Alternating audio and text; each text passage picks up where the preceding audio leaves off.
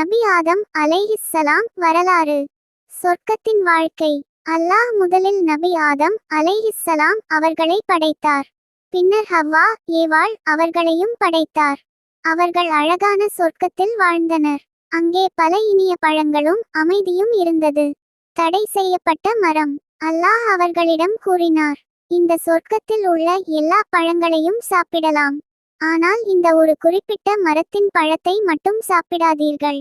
இது ஒரு சோதனை டெஸ்ட் ஆக இருந்தது. ஷைத்தானின் தூண்டுதல்.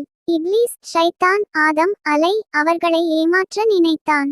அவன் கிசுகிசுத்து, இந்த பழத்தை சாப்பிட்டால் நீங்கள் நிரந்தரமாக இருப்பீர்கள் என்று சொன்னான். அவன் போய் கூறினான்.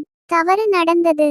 ஷைத்தானின் தூண்டுதலால் ஆதம் மற்றும் ஹவ்வா அந்த மரத்தின் பழத்தை சாப்பிட்டார்கள். அவர்கள் உடனே தங்கள் தவறை உணர்ந்தார்கள். மன்னிப்பு கேட்டார்கள். அவர்கள் உடனே அல்லாஹ்விடம் மன்னிப்பு கேட்டார்கள். எங்கள் இறைவா, நாங்கள் நம்மையே அநியாயப்படுத்தி கொண்டோம். நீ எங்களை மன்னிக்கவில்லை என்றால் நாங்கள் நஷ்டமடைந்தவர்களாகிவிடுவோம். பூமிக்கு அனுப்பப்பட்டார்கள். பின்னர் அல்லாஹ் அவர்களை பூமிக்கு அனுப்பினார்.